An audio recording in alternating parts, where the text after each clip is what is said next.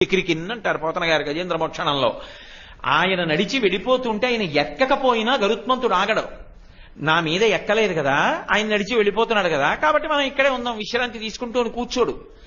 ఆయన వెంట వెళ్ళిపోతాడు. ఎందుకంటే ఏమో కొంత దూరం వెళ్ళిన తర్వాత వాహనం ఎక్కచ్చు, లేకపోతే వచ్చేటప్పుడు వాహనం ఎక్కచ్చు, అందుకని ఆయన వెంట వెళ్ళిపోతాడు. ఆంతరంగిక పరివారం స్వామికి వాహనానికి అభేదం. అటువంటి వాహనం వెడుతోందనుకోండి, మన మాంసనేత్రములతో ఆ వాహనం మీద వెడుతుండగా చూసేటటువంటి అదృష్టం మనకు పట్టిందో పట్టలేదో చెప్పలేం.